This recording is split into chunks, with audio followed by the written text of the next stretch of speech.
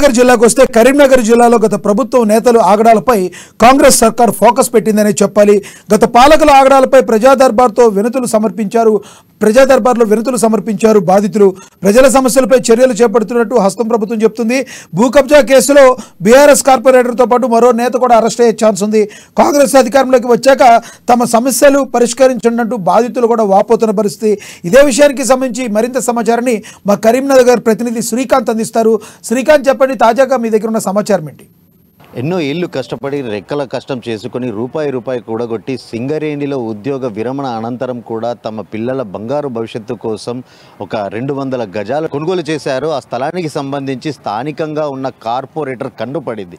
అయితే ఆ కార్పొరేటర్ గతంలో ఈ ప్రాంతంలో చాలా పెద్ద ఎత్తున కూడా ఆరోపణలు, భూ కబ్జా అంటే గత బీఆర్ఎస్ ప్రభుత్వానికి సంబంధించి పెద్ద ఎత్తున కూడా బీఆర్ఎస్ నేతలు ఈ ల్యాండ్కి సంబంధించి చాలామంది ఇన్వాల్వ్ అయ్యి స్థానికంగా ఏదైతే పోలీసులను కూడా ఒక ఇరుకున పెట్టే ప్రయత్నం అయితే చేశారు. 2020 నుండి కూడా రాజిరెడ్డి అని ఏదైతే సింగరేణి విశ్రాంత ఉద్యోగి పోరాటం చేస్తూ కూడా చివరిగా ఈ గత బీఆర్ఎస్ పార్టీ ప్రభుత్వంలో తనకు న్యాయం జరగదని ఇటీవల కాంగ్రెస్ పార్టీ అధికారంలోకి వచ్చిన తర్వాత ప్రజాపాలనలో ఫిర్యాదు చేసిన అనంతరం ఎట్టకేలకు చర్యలు అయితే కరీంనగర్ పోలీసులు మొదలుపెట్టారు.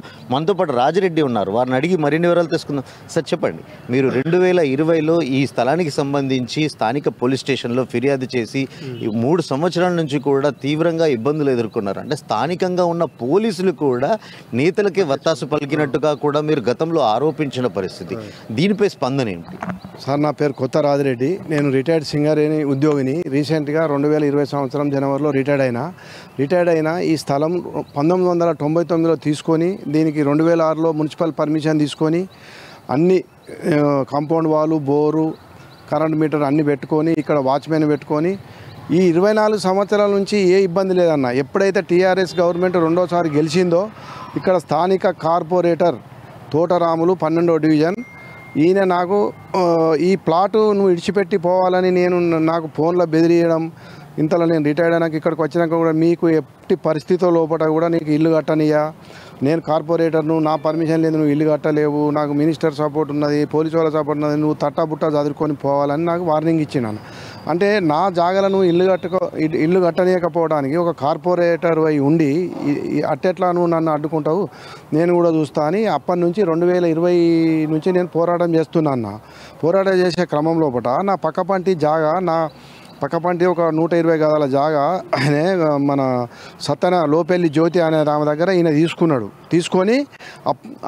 తీసుకొని అప్పటి నుంచి ఆ ప్లేస్ నేను కొంటా అంటే నాకు అడ్డం తిరిగి నేను కొనకుండా అడ్డం తిరిగి అది తీసుకొని ఆయన లోపల ఉద్దేశం ఏంటంటే కుట్ర, నేను ఇది తీసుకొని ఇక్కడ ల్యాండ్ అయ్యి నీ జాగా నేను కొట్టేస్తా అని ఆయన ప్లాన్ అన్నట్టు. దాని గురించి ఈయనకు చీటీ రామారావు అంటే ఆయన కేటీఆర్ బంధువు, ఎక్స్ మున్సిపల్ మినిస్టర్ కేటీఆర్ బంధువు అయిన చీటీ రామారావు, వీళ్ళందరూ ఒక్కటే, వీళ్ళంతా ఒక ల్యాంపన్ మూట. ఎక్కడ వీరి ఆగడాలపై మీద మీరు కూడా గతంలో ఏదైతే కొంతమందిని కూడా ఆశ్రయించిన పరిస్థితి ఉంది. పోలీస్ స్టేషన్లో కేసు నమోదు. ఆ కేసుకు సంబంధించి అప్పటి అధికారులు ఎలాంటి చర్యలు తీసుకున్నారు?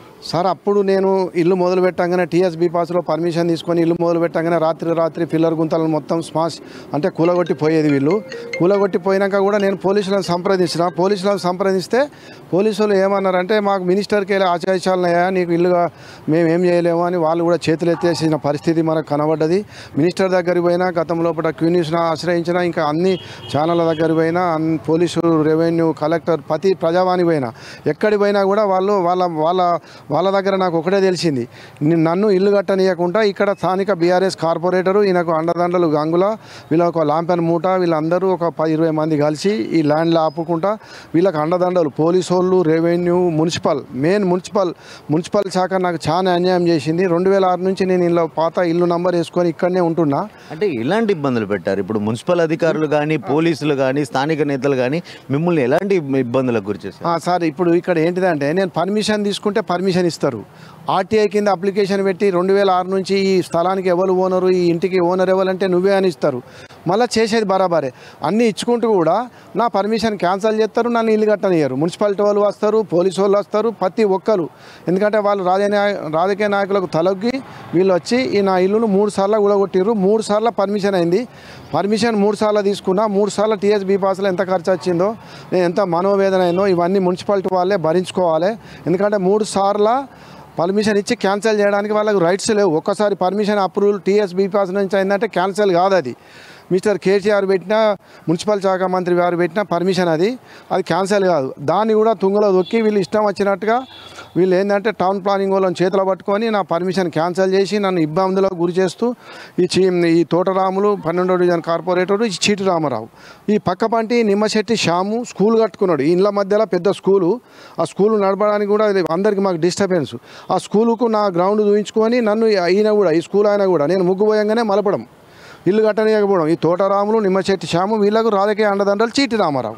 అయితే మీరు చివరిగా చెప్పండి, అంటే గతంలో బీఆర్ఎస్ పార్టీ 10 ఏళ్ళు కూడా ఏదైతే రాష్ట్రంలో అధికారంలో ఉంది, అంటే కేవలం మీ ఒక్క చోటే కాకుండా దాదాపుగా పెద్ద ఎత్తున కూడా రాష్ట్ర వ్యాప్తంగా కూడా కాంగ్రెస్ పార్టీ ఇప్పుడు అధికారంలోకి వచ్చిన తర్వాత ప్రజాపాలనలో ముఖ్యంగా చూస్తే భూ కబ్జాలకు సంబంధించి పాత ఏదైతే అధికారంలో ఉన్న బీఆర్ఎస్ పార్టీకి సంబంధించి పెద్ద ఎత్తున కూడా దరఖాస్తులు వెల్లువెత్తిన క్రమంలో మీరు కూడా ప్రజాపాలనలో ఫిర్యాదు చేశారు.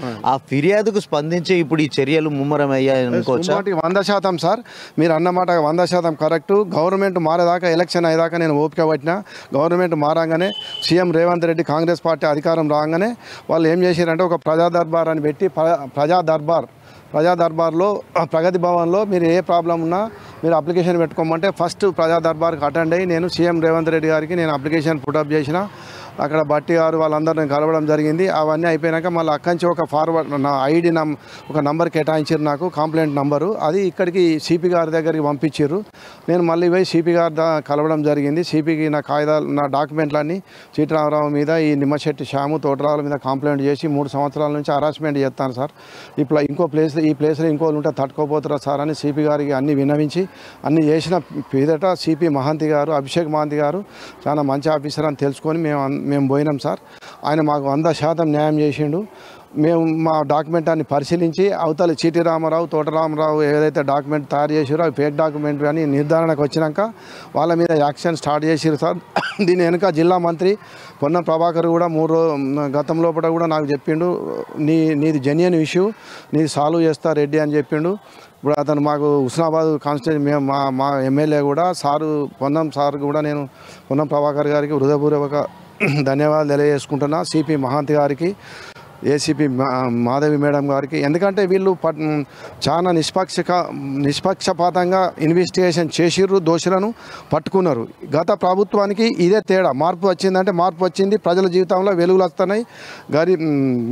చాలా సఫర్ అయి ఉన్నారు. ఒక్కొక్కరు ల్యాండ్ ఇల్లు కట్టుకోకుండా పర్మిషన్లు ఇప్పకుండా వీళ్ళందరూ ఫ్రీ బర్డ్స్ అయిపోయినారు. ఇప్పుడు గవర్నమెంట్ ఎవరు పోయినా కూడా స్వీకరించి వీళ్ళందరికీ న్యాయం చేస్తా అని చెప్పింది.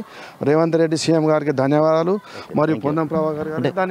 మొత్తానికి కాంగ్రెస్ పార్టీ రాష్ట్రంలోకి అధికారంలోకి వచ్చిన తర్వాత అలాంటి చాలా మంది భూ సమస్యలు ఎదుర్కొంటున్న వాళ్ళంతా కూడా న్యాయం జరుగుతుందని చెప్పేసి ఆయన ఆకాంక్ష వ్యక్తం చేస్తున్నారు. ఇందిరమ్మ రాజ్యం కాంగ్రెస్ పార్టీతోనే సిద్ధిస్తుంది, తప్పకుండా తనలాంటి వాళ్ళందరికీ కూడా కాంగ్రెస్ పార్టీ న్యాయం చేస్తుంది. రేవంత్ రెడ్డి ప్రభుత్వం ఒక ధీమానైతే కల్పిస్తుంది అనడానికి ఇది ఒక